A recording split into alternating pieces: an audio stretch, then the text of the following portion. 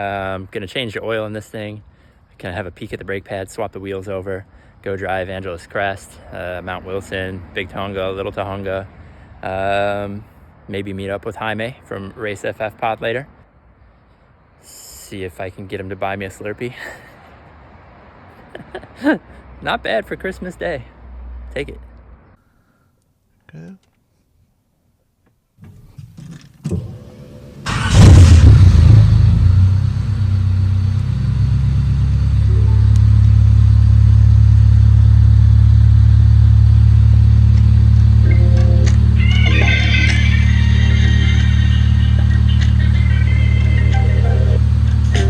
Hello and welcome to the RaceFF podcast. I am your host, Jaime Garcia, coming to you live from the RaceFF pod mobile studios.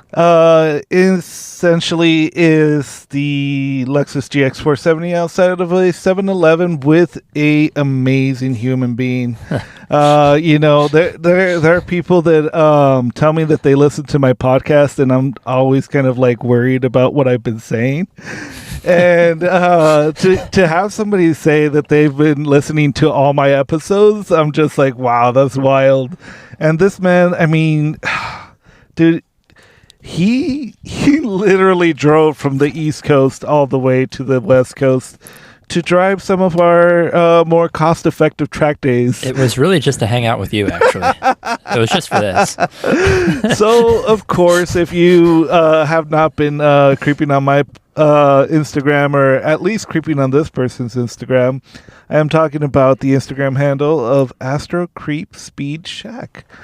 Dude, thank you for coming on. I'm still bad at your name, dude. That's all right. Thanks for having me. Oh man, so we're coming to you live from 7-Eleven, as you called it. It's 7-Eleven that's popping, as you would say. It's popping off. It's gnarly. It's Christmas Day Eve, and it is jamming in there. It's so crowded in the parking lot. I've never been to a 7-Eleven like this, but I'm not from here, so what do I know? So, dude, like, because we were talking about this in terms of, like, the canyon roads, and we'll get to that.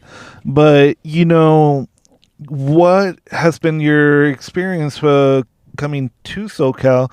Because originally you were from SoCal, or? Not from SoCal, but I grew up outside Chicago, and all the roads are like dead flat. Everything's in a grid, real boring. I came out to Camarillo, 15 years ago on a vacation. It was supposed to just be like a vacation for like a couple weeks, and I ran out of money on the way out. Oh no. And I had to get a job right away, and I got a job at a bicycle shop. Okay. And it was better than the job I had back home, and it was warm and sunny in January. So I ended up staying for 4 years. Oh wow. And I ride BMX bikes, and I came out here to ride BMX bikes and ended up getting into mountain bikes. But also I had a couple of buddies say, we should go out and drive the canyons because it's really cool, and I think you'll be into it. And I'm like, whatever. We go out there, and the roads are legitimate roller coasters compared to what I'm used to. And there's no cops, and it was just unbelievable. It was like the Wild West to me. And had a bunch of buddies that had like nice kind of sporty cars they got from graduating high school, I guess. I don't know.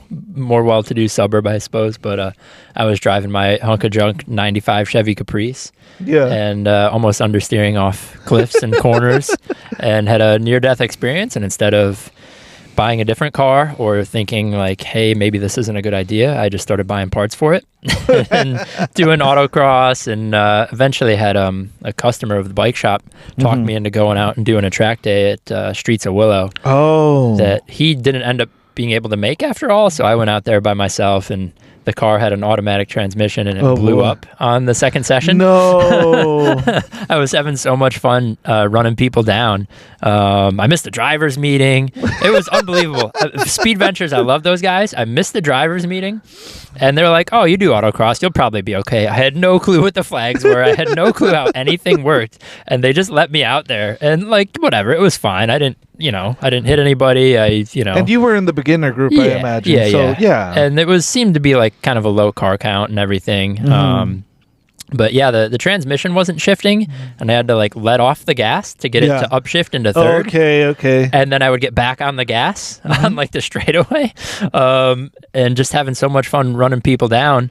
I didn't look at the temperature gauge, and eventually it stopped shifting into third at all. And I looked at the temperature gauge, and it was pinned at like 270 degrees or whatever. Jesus. And the trans was toast. I didn't know that. And we drove in second gear to the AutoZone, and I got some like trans fix, and it wasn't going to fix it. So rather than drive the 107 miles home back to Camarillo, I figured it would be cheaper to drive 7 miles and call AAA and get the 100-mile tow home than pay for gas and like burn up the car driving on the freeway in second gear at 5,000 RPM all the way home. So that's what we did, and sat there for an hour, and AAA didn't show up. And eventually I called them like, hey, where you at? And they're like, oh, we're waiting by C Street. Where are you? And I'm like, oh, I'm at E Street, not C Street. And they had to drive like another, I don't know, half an hour, 45 minutes. But all the streets out there are just alphabetized. Yeah, that is kind of well known for like Rosamond, Poundale, Lancaster area, where it's just a bunch of letters and sometimes numbers. Yeah, but the dude was psyched. The dude was super psyched on the car. I guess he had an Impala back in the day. Oh, yeah. Because the Prius and Impala are very similar. He's like, man, I wish I never sold it. That's so cool. I want to go to the track with it, whatever, blah, blah, blah. But he, drove me and my buddy home, sitting in the truck for 100 miles all the way back to Camarillo. And ever since then, I've wanted to put a 6-speed, like a manual in the car, and come back out and like drive the canyons and go do the racetrack stuff. And it took a long time to do that and figure that out. But, here we are. It's been in the car for 10 years. Got the T56 6-speed swap in there. And what was that out of? It's like out of like a 4th gen Camaro or Firebird, like a 4th gen F body. And it pretty much all bolts up. Like, is that like the same as the one they call the Catfish or whatever, or is it the square body one? I never heard it called a Catfish, but sure. Yeah, because it's like the really wide swooping probably arches on those. There's a guy not that far from here actually that my dad did like auto detailing for. Okay. Who's called the Camaro King, and literally all of that generation Camaros, that's all he has, that and Thunderbird or Firebirds. That's sweet, because it's that same like kind of very round body. I forget what year they are, like mid 90s, mid to late 90s, mid to late, like where they had like the fiberglass like fenders or something like that. Yeah. So where'd you get the transmission out of? It came out of probably like a 94 or 95 Firebird allegedly, but a guy I knew from the Impala forums on the internet sold me the whole swap, everything, for $1,200. Like, damn, pedals, transmission, like ready to bolt in the car, which is pretty incredible. I mean, granted, this was insane. A decade ago, but still, like the manual swap. Yeah, it's dope. Before the drift tax hit, all that stuff for sure. But I was super fortunate. That guy's great. Shout out to him for getting me set up with it. He lived in Michigan. I was staying with my sister in Phoenix for the winter, saved up a little bit of money, and flew back to Chicago, drove with my dad up to Michigan to pick it up, drove back to Chicago, installed it in my parents' garage over the course of like 2 weeks. Wait, but we're skipping ahead in this story because you just told me that this car was in SoCal with a blown transmission. So then all of a sudden it's in Chicago. I mean, talking to my buddy Jaime, he's told me very many times that it's like a 30-something hour drive to get over there. So how'd you get it from here to there? Well, I eventually saved up and got another automatic. Swapped it in. Built road race 4L60E automatic transmission from another like forum guy, and I put it in my car, and it had issues right away. And then the guy that built the trans originally warrantied it and gave me another trans that kind of got weird after not very long, and I was just over it. But the car was drivable, and the the job I was at in Camarillo was kind of never going to pay me any more money. Very openly said that, and I was like, I guess I'm out of here, and wanted to move back east and ride some BMX trails that I'd always seen in magazines and stuff, and that was kind of my reasoning for leaving. But yeah, it had an automatic. I put an automatic in there and drove it back to So Chicago. You were based out of Chicago. Yeah. And then I remember seeing you doing like some track days in the southeast, or am I mistaken? No. Once I got a manual in the car, I wasn't afraid to go track it, and the Impala Club does this cool thing where they do a national meetup every year. Okay. And they do it at different racetracks. So they'll do like track day, time trial. They'll do autocross. They do drag race. They do car show over like the course of a week. And they do it at a different track or a different location around the country every year. And I think the first year was in like Michigan. So I drove from Pennsylvania to Michigan, like outside Detroit. And I just figured, like, it's dudes with the same car, and they're all super nice. And if I have a problem, like, they'll help me out. Yeah.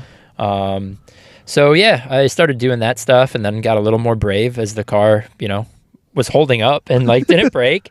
And started going to tracks closer to home. And because you're not boosted or doing anything. No, it's like an NA engine, right? NA, almost stock. Like, the original totally bone stock motor had 220,000 miles on it. I put 100,000 miles of hard driving, and it was okay. So what kind of engine is in it? Is it like an LS variant or a 350? It's a 5.7 350. It's the engine that's native to that chassis, or like the Firebirds or whatever of that era. But they're really strong, stout motors, especially if you don't cast iron block. Oh yeah, this one's iron head too, so it's not. Oh wow, this one is the ones that came in the Caprice and Impala were iron head, so they're heavy but robust. I mean, for us that like. I've talked to people who have like Miatas, and whenever they see like 250 Fahrenheit, they're like, all right, we can back off right now. For me, I'm like, my shit would be blown. But damn, iron head and iron block. Yeah. Wow, that's got to be like some thermal capacity right there. It does seem to have some thermal capacity. It cools well. I try not to push it too hard, but that's good. Part of was the plan for this trip. I was going to put aluminum heads on there and put a cam and all this stuff, and I just didn't have the time or the money. And honestly, I kind of like the idea of having it be that robust. I don't think putting aluminum heads would make it too much less robust, and it would save me 40 pounds off the nose of the car, which is a sizable amount. Significant. Especially when you're trying to go sub 2 at Buttonwillow. But, that's next trip, I guess. Yeah, well, there will always be Corvettes.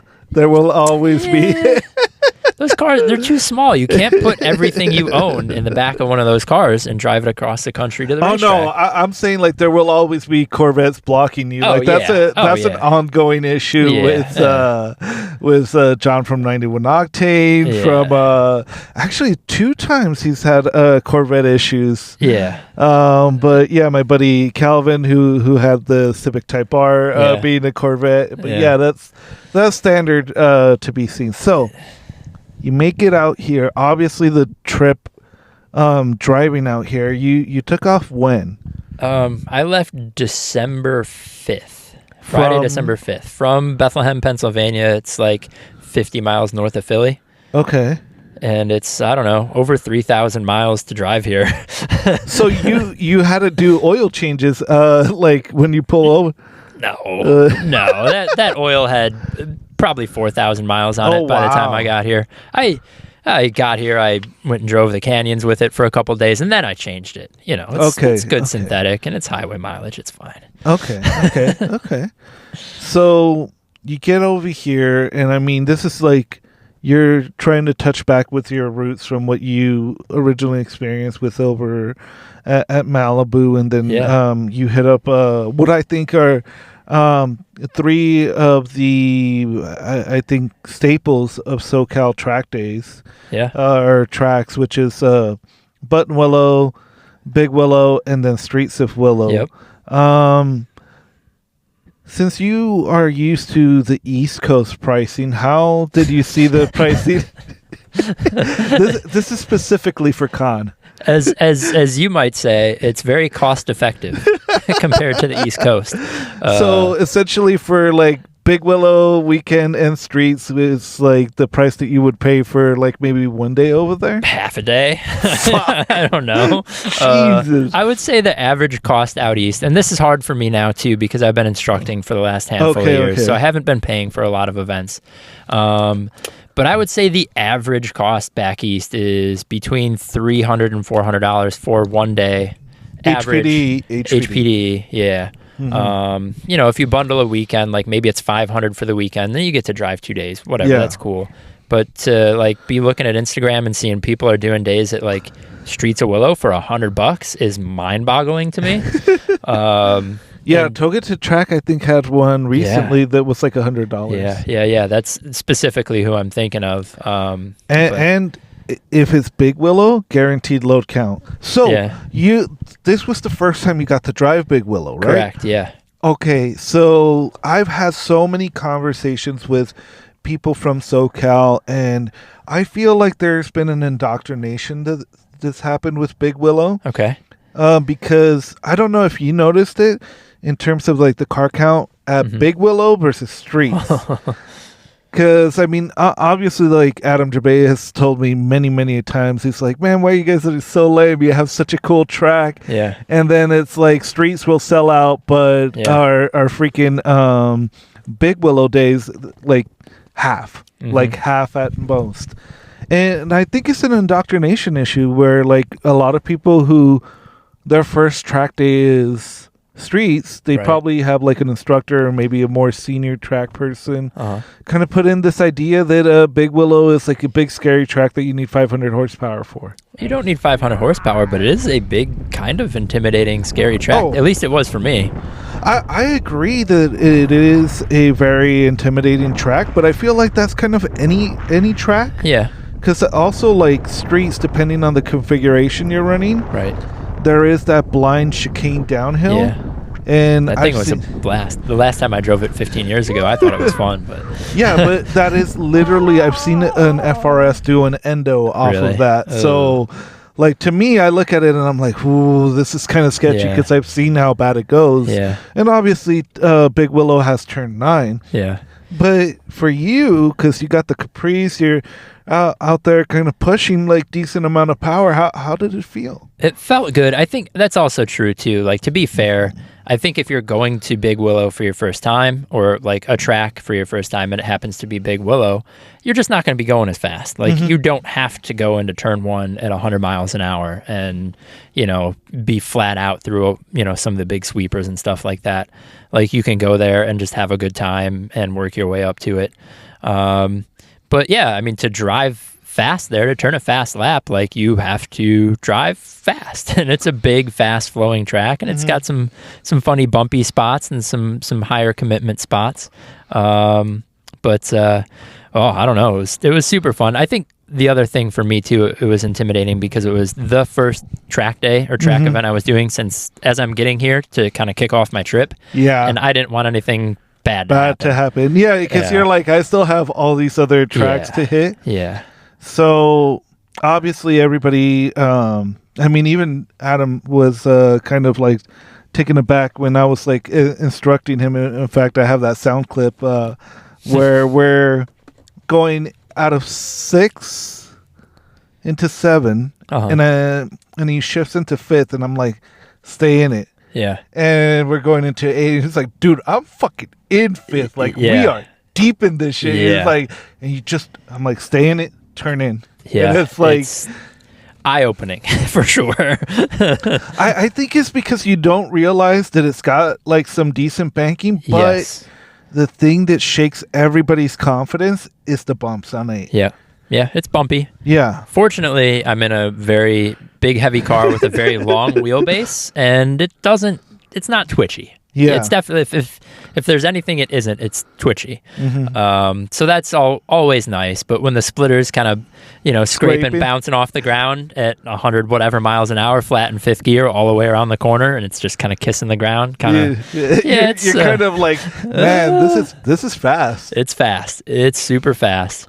But yeah, it was a lot of fun. The wind picked up kind of middle of the day, which made it sketchy. It was like headwind into kind of a side wind, and I could feel it kind of absolutely not picking up the car, but I was a whole pushing. car width. Yeah, I was a car width wider than I wanted to be halfway through the corner, no matter what I was doing. So I ended up sitting out kind of one of the sessions when it was bad. I looked at the weather and saw the wind was going to die down and just kind of waited it out a little bit. So there's a little bit of a trick for Big Willow is that when you come into the front straight, if you stay left up until the start finish, because what happens is there's that wall for the hot pits. Yeah. So as the air goes over, you have like an area of low pressure that isn't being hit.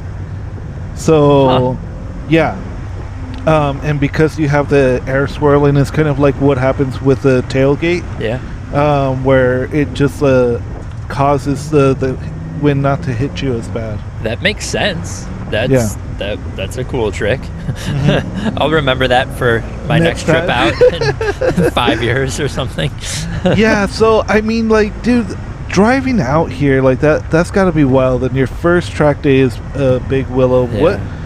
What was it like going out there with like the group that you went out there? Like, how was the car count and the people that you dealt with? It was great. I ran with Speed Ventures. I'm not beholden to any one group or anything like that, especially out here. But I ran with them for the first time 15 years ago at Streets, and it was cool. And they had days that I, worked up with my schedule.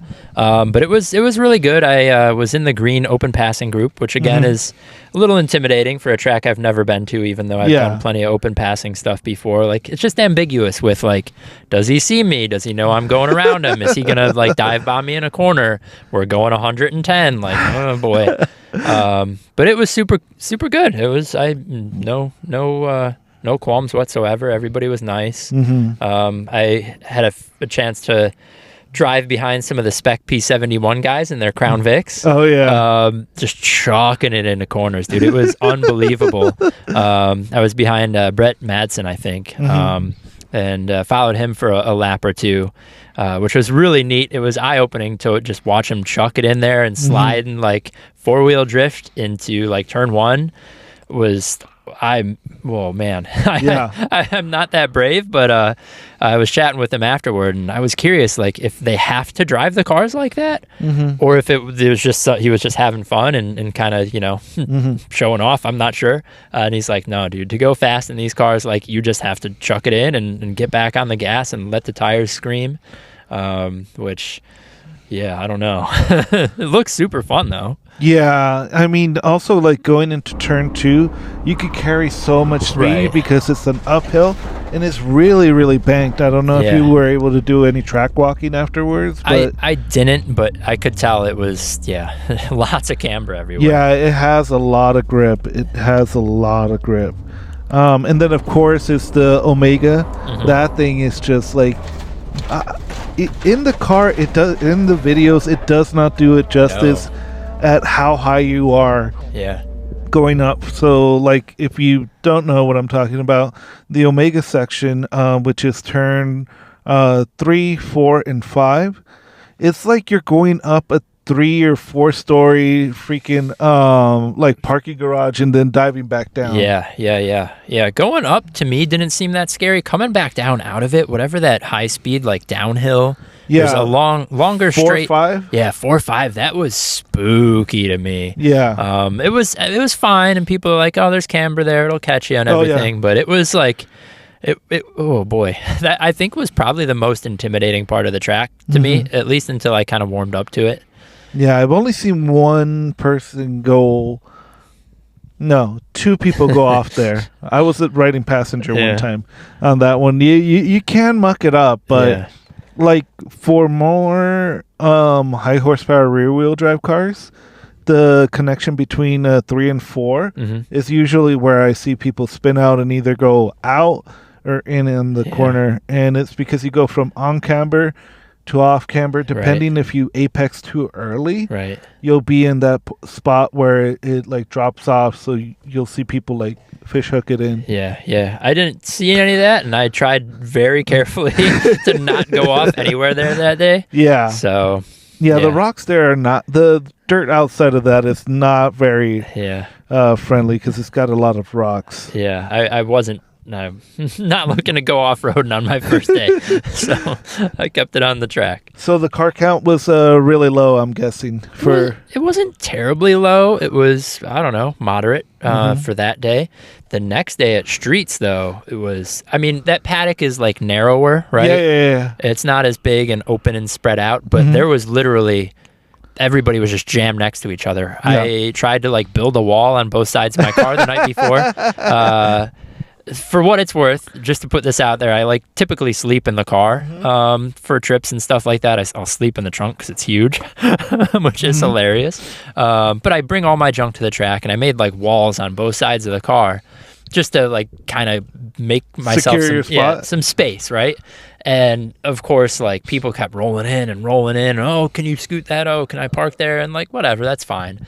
But it was like people were door to door the whole paddock the next day at Streets, and the weather was nicer. It wasn't windy. It was warmer or whatever. That had absolutely nothing to do with it. I believe you. Yeah. Nobody there was checking that weather report. It was jam packed, man. Yeah, Streets always sells out. Yeah, it was. I mean, the first lap that we did was just a big parade lap. Like it was hard to kind of get some passing going and stuff like that. But usually third session, everybody's like kind of jamming, and they've like kind of set themselves up. Yeah, once we got going too, it seemed like the pit workers were asking us like what kind of lap times we were running, stuff like that, and tried to organize us a little bit by lap time, which was helpful for sure, I think. And they did that at Buttonwillow the following weekend as well. Yeah, I find like I don't mind being on the track with somebody who maybe I have a 5 to 10 second delta. Right. If they're heads up. Right. Agree. Because, I mean, if you're slower, as long as you give me a pass, I don't care. Yeah. Like, point me by. Yeah. If we have to go too wide through a corner, I'm fine. But as long as you're heads up, then I don't care. And if you're like 2 seconds faster than I am, but you park it at every freaking corner, then I'm just like, bro, like, what are we doing here? Like, I know. Are you talking about the Corvettes, Jaime? So I ran into this issue when I was doing wheel to wheel. I met a guy who had a Spec 944, and he outmotored me. My D series was just not keeping up with that 2.4 liter, but every corner I was like almost checking up on him. Right. And I'm like, man, like it was frustrating because I was still slow, like, and he was slow too, and he was just faster than me in the sections. And I'm like, we talked about it, and he's like, yeah, I'm sorry, like I'll let you through, but then he's like, but I catch you right on the exits, and I'm like, damn, like that does suck, because it's like, you know, just asking for a little bump draft. Yeah. Just push me out. But you got to taste a little bit of that blocking that happens, especially out at Buttonwillow. Now, Buttonwillow is a track that you hadn't driven before. Never driven it. It wasn't even really on my radar until that Sub 2 Club account on Instagram kind of popped into my feed, and basically built a brand out of running a Sub 2 at Buttonwillow and some other tracks, and figured, if I'm going all the way out there, like, why not go for the moonshot and also try to Sub 2? And it's a weird thing for me to see like the Sub 2 being like this kind of like measurement there. Yeah. Because to me, I see like a car that's like, it's a BMW E36 M3 doing like a 158, and I'm like, okay, like that's good. Yeah. But those cars are already insanely fast, and they have, you know, good ABS. They have great braking. All of that stuff helps at that track a lot. Yeah. So yes, there's a lot of people that will be able to hit that sub 2, but I don't know, like, I feel like sometimes the cars that are almost sub 2 that aren't like an M3 or a Porsche Cayman or something like this, you know, new and like already out the shelf or off the shelf like really fast, like it's a real battle to get there with like anything pre-2000s. Yeah, I would have to agree. I mean, it was a battle for me. That's one of those things I saw on that account, like somebody would, do a 158 and an M3 or whatever, right? Like an E46 M3. Like, cool, the car's set up. That makes sense. And then I'd see somebody in like a brand new C8 whatever, or like some kind of really fast modern car, and they run a 159. I'm like, wait a sec. Yeah. Are they not so great at driving, or is it just really, really hard to go run a sub 2 there? And it turns out it's probably both, as I learned. Yeah. No, it is a difficult one because it's so many of the corners is about linking them. Right. Yeah. And if you can't link the corners together, you like essentially like ruin your lap. Yeah. It was a tricky track to learn. I mean, the day one, I think I was running 210s, 211s to start. Actually, the very first session, I ran a 207 and spun out in turn 1. And I was like, I was going real hard out of the gate, like way too hard. Like, what am I doing, dude? I don't need to go spinning off in the dirt and everything. And you're an instructor, so that's got to hit your ego a little bit. Yeah, just like, I don't want to be that guy first session, spinning out in the dirt, making a mess. So then I tried to like tone it down, and I had hired a coach for the next 2 sessions just to kind of like get me on the right line and stuff. Figure out what you aren't able to figure out. Right. And that's cool. He was a great guy, a nice guy, like helped me with the line and stuff and told me where, he thought I should be and everything. But anytime I have somebody in the right seat, like I'm going to take it down a couple of notches because I don't want to jeopardize them and everything. And so he's in the car and we're running like 210s, 211s, and I'm thinking to myself, like, there's no way I'm going to sub 2 if the best I can do is like a 210 or a 207. It's hard. It's not easy. It's a tricky track. It's very technical. You got to take a lot of curb. But that was one of the things he was kind of pointing out to me is like, you got a big, soft, heavy car. Like you can blast that curb. Just like drive over it. Like don't go around it. Just hit it. Like, place your car here, hit the brakes here, drive over that curb kind of thing. And as soon as I got him out of the car, and I was like, he had got me on the line, but I picked up my pace without worrying about jeopardizing anybody else. I think I ran like 5 or 6 seconds faster immediately. I think I ran a 205 the next session after I got him out of the car. And then I started thinking like, maybe this sub 2 thing is something I could do. And, oh, man. It's really, really hard. And I mean, I was giving you the example of like Carlos in his Honda Challenge H4 car. Yeah. Because he was doing, I think he has the lap record at Big Willow for 135 or 136. Yeah. I forget. Yeah. But he's told me he's gone as fast as like a 203, 202 Button Willow 13 clockwise. Yeah. So it's like, it's hard because you have to have a car that's really dialed in. Yeah. And I don't know that my car is really dialed in, but it's really something. Well, I mean, usually like Chevy did with the what was it, the Z28 or whatever, when they put like 305 square around it. They're like, if you had enough tire, you kind of you need to you can forget about suspension geometry with like giant steamrollers.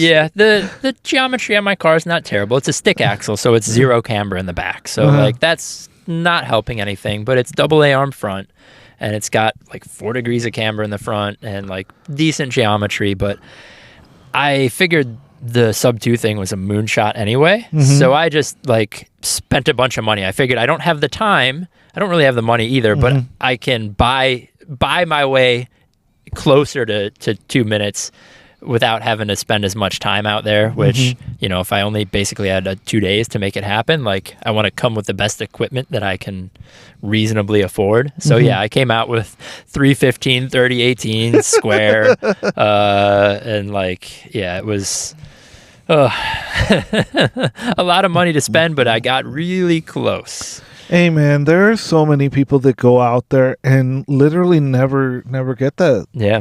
So yeah, like the fastest I've ever gone there, I think it's a 208 in my 8th Gen Civic. Yeah. But that was like, I think the temps were like 105 degrees. Has so much to do with it. And I was on some shitty like first gen Maxxis RC1s on the front. And just on the front? On the front, and then I had like the second gens in the rear. Okay. And that was it. Like big brake kit, some MCS coilovers. But I mean, my car weighed like 3,050 with me in it. Yeah. And made like 180. Yeah. So it's hard. It's really, really difficult to get it up there. I'm sure with like a cooler weather, I think if you had kind of like a buddy that was faster than you, like I could just chase him. And he could punch a hole in areas like the front straight, the back straight, I-5, and then that would be really helpful, actually. And then especially like in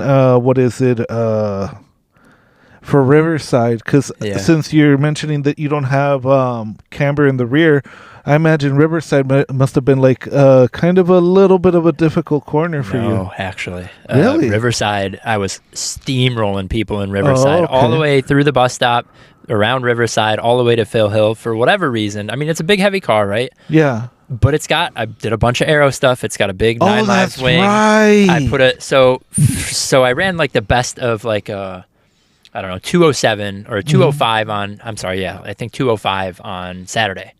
Sunday morning rolls around. Over at the end of the day on Saturday, I have a spoiler.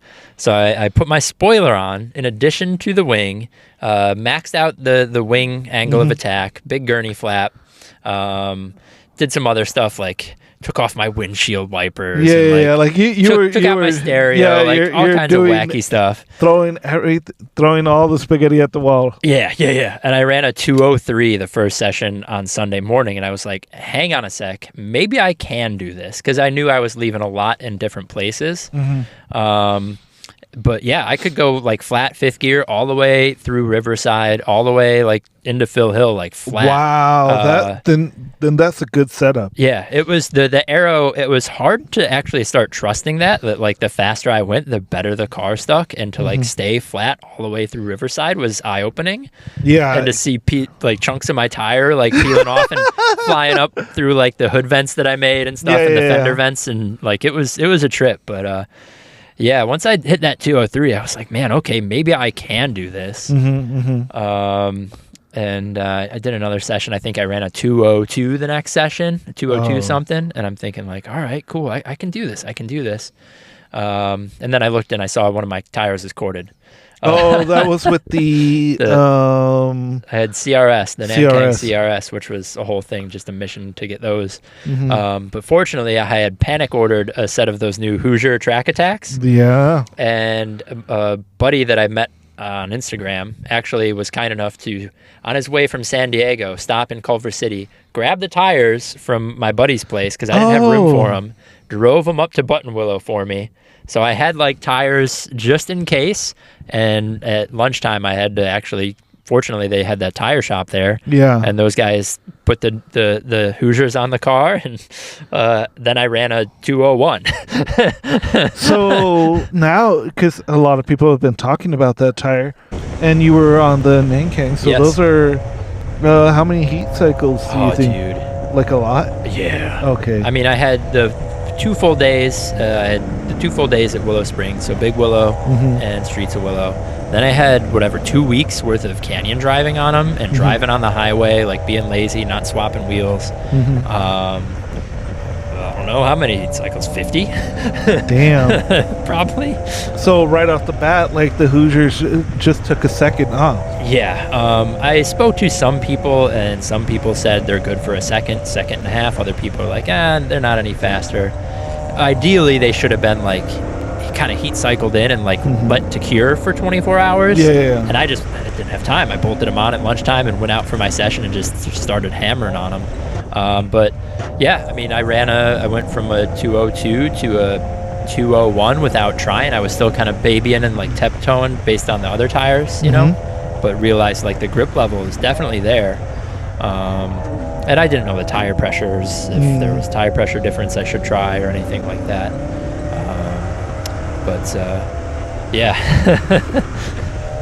Yeah, so slap those on, and obviously, in my head, I see that, and I'm like, if you had those Hoosiers on in the first session, I think you would have been sub 2.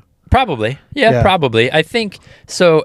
By the time I ran a 2:01:0, I had 2 sessions left. What time was that? I ran that lap time probably like 1:30 in the afternoon, and it was overcast all day. So like the track temps were nice.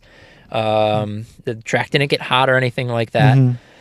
The sun came out for my last 2 sessions, and I also caught traffic, and I didn't think about like asking to pit in for space or anything. I just figured like there's a lot of fast people here, and kind of just got caught in traffic, and the track was warmer, and I was having a harder time, and I think I only managed like a 2:03 in traffic and started to get demoralized, and then I pulled all the stuff out of the car, like, and then you're like, I'm swinging one more time. Yeah, I got one more second to make this or one more session to make this happen, and I've never been that like stressed out about a track day in my life, but like sitting like trying to take deep breaths in grid, like sitting there for 10 minutes just like, oh, come on.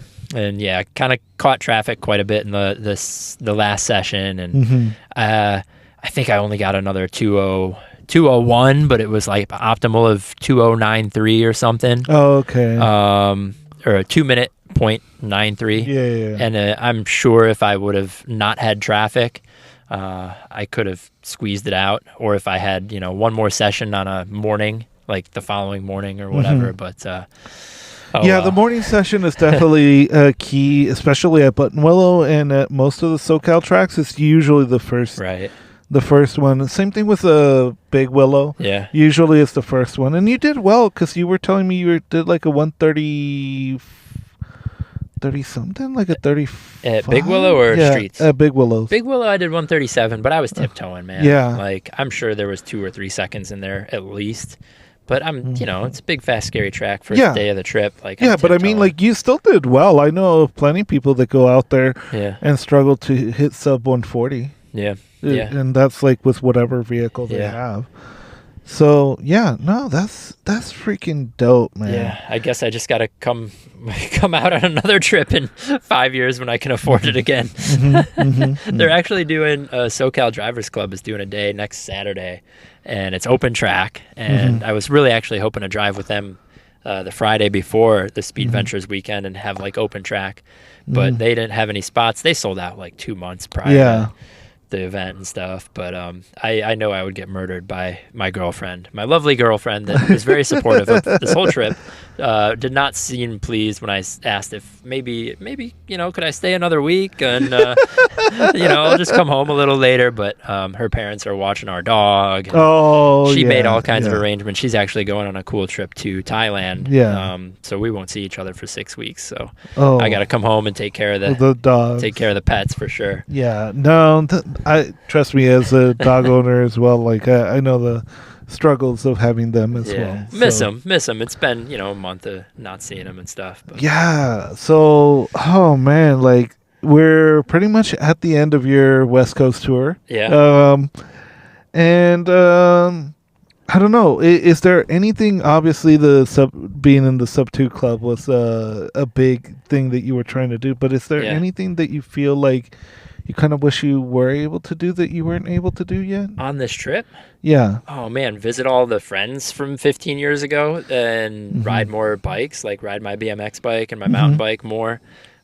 Just everything takes longer than you planned, and especially in SoCal, like traffic and distance is just something that you can't. Is it going to be 1 hour there or 4 hours? Like, it depends on the time of the day and everything. But I don't know. I've been getting out, driving the canyons. Of course, I would have loved to have done that more. I'm doing Chuckwalla on Friday, in a day or two here.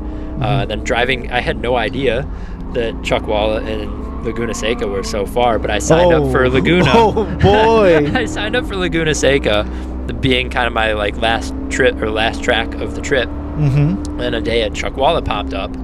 And I'm like, oh man, I'm in, take my money, whatever, sign up. So you've listened to my podcast and you've heard me say many a time that, I don't go to Chuckwalla because it's so far. It's whatever, it's far, but like I drove 40 hours to be here. What's another couple hours? Right. But I didn't realize that from Chuckwalla to Laguna Seca was 7 hours, and if I was tracking Friday at Chuckwalla, I would then have to pack the car up, swap wheels over, and then drive 7.5 hours up to Monterey. Yeah. And then unpack the car, swap wheels back, and be ready to go at like 7 a.m. on Saturday. It's just, oh boy. So wait, you're doing, oh man, I would honestly suggest not to do more than the third session at Chuckwalla. Oh really? Yeah. How come? Then, because you're going to drive up the whole way to...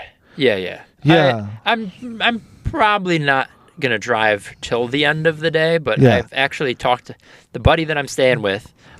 Used to have a BRZ, and a drunk driver hit it in front of their house, in front of his house, and totaled it like 5 years ago. Always wanted one to get another one, and I've been staying with him, and he's like, I should get another car, and he's been commuting on his motorcycle in LA traffic, all that stuff.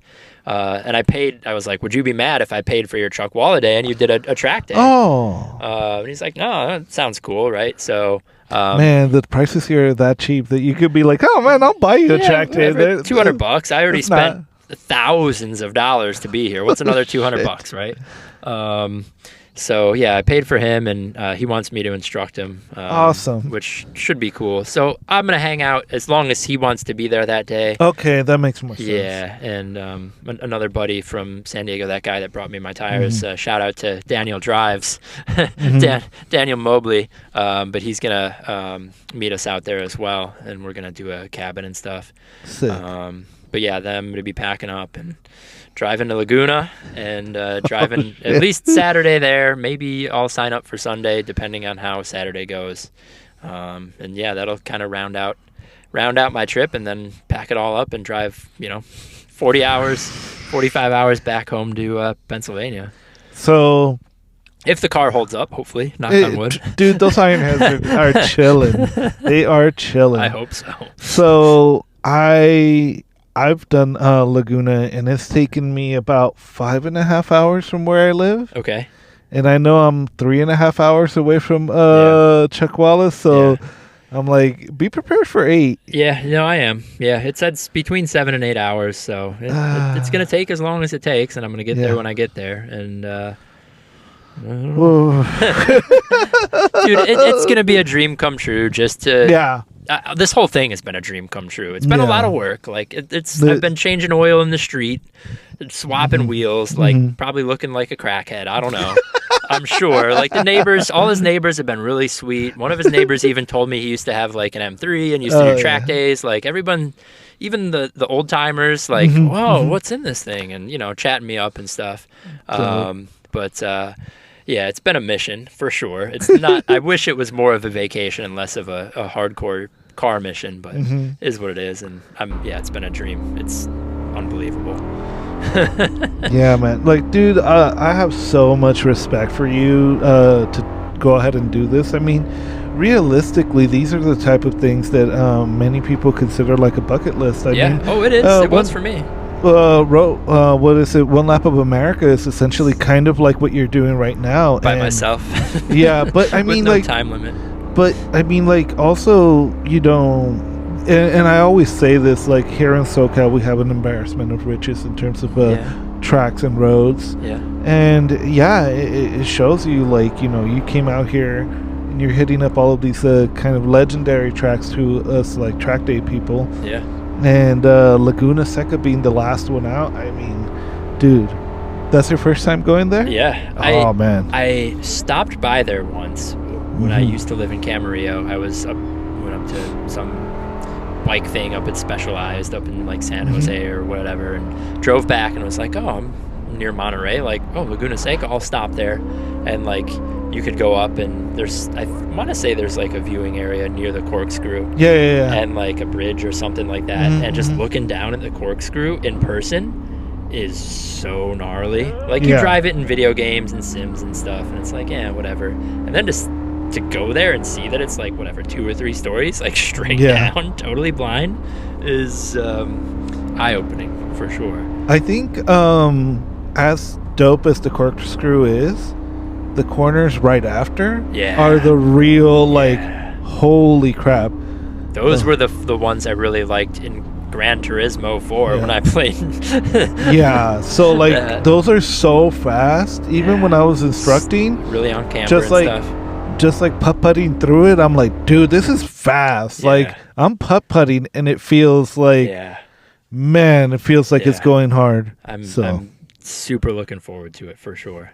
All right. Well, since you are here, and I did get one question out of you for this next segment, we have to go into...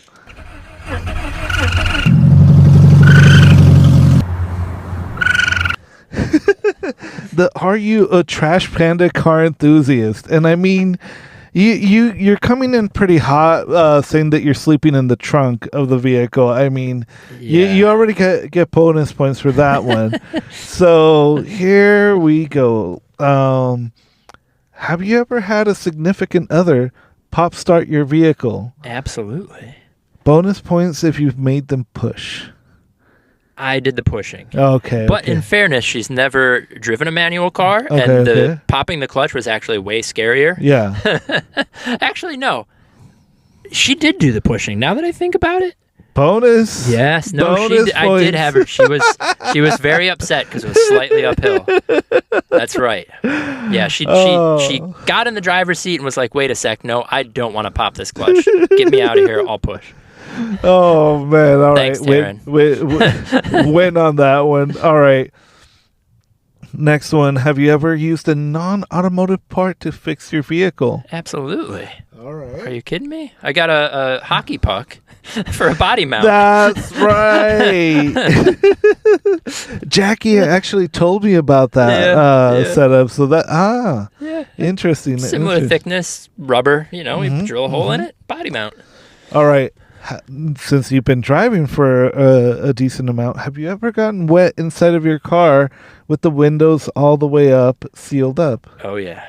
Yeah. Not so much this car. The Caprice is pretty watertight. It's, a decent street car.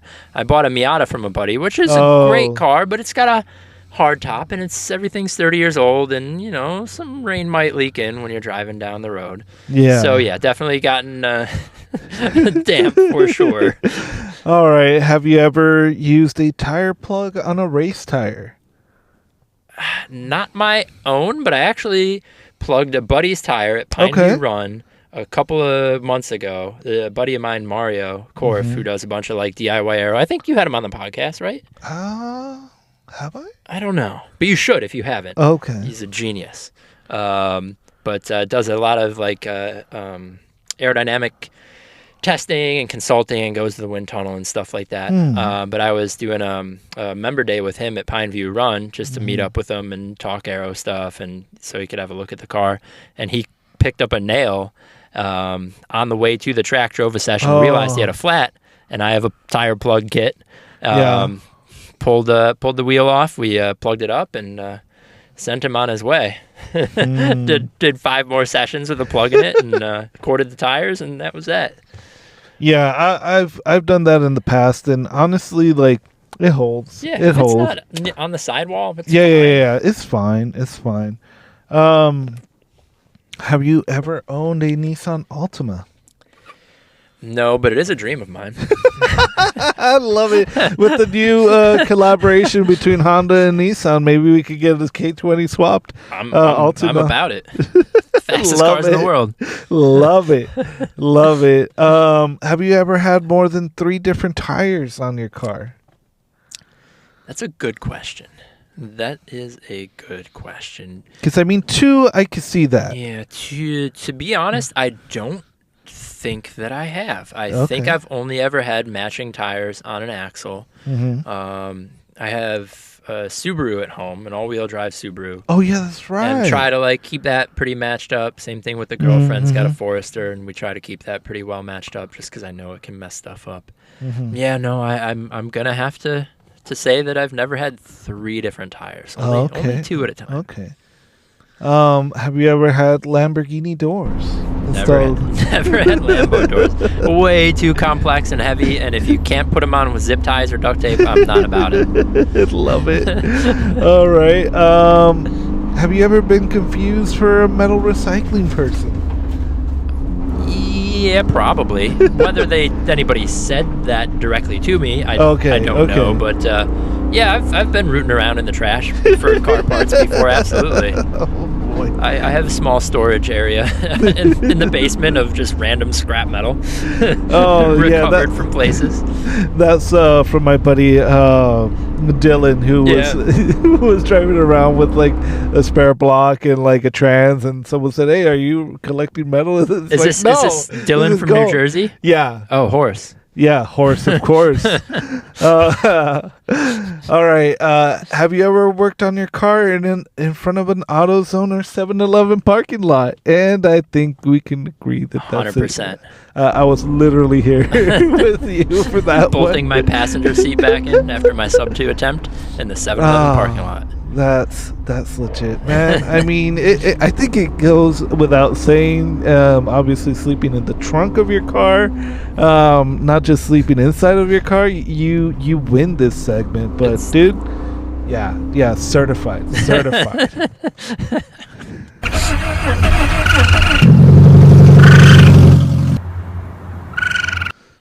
Oh man, I wear that badge with honor.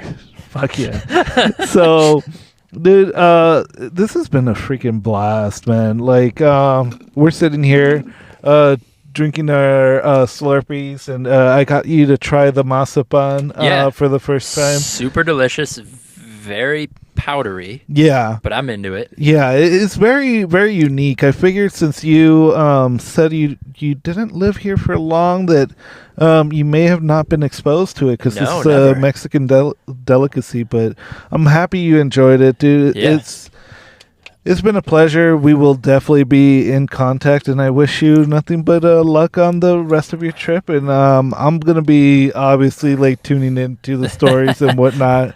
Yeah, man. But yeah, dude, thanks for taking some time off of your busy schedule. I know we were trying to get more things settled up, and I was supposed to drive with you actually, but I blew up my engine and I've been lagging on getting that thing sorted out. If not, I would have been with you at Buttonwillow for sure. Next time. I guess I'm coming back, right? I got to get that sub-2 at Buttonwillow. Yeah, definitely.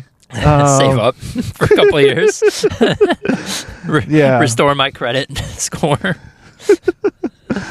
And it looks like as this place is pumping, is that a cop car? No, that's just another Tundra. Yeah, so this place is popping, man. So I don't know if you are gonna hit that canyon, but if you do, keep it safe. And man, definitely. Yeah, thank you for being an inspiration and doing a cool podcast and talking about driving in the canyons and going to the track and being cost effective. Yes, I love being cost effective. That's the only way I can be. Yeah. Well, dude, definitely kindred spirit from the East Coast, just showing me more and more cool people out there. Yeah, man. So for anyone that wants to get in touch with you, what's the best way? Probably Instagram. Yeah, I would say Instagram.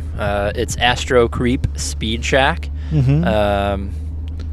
No underscores, no spaces.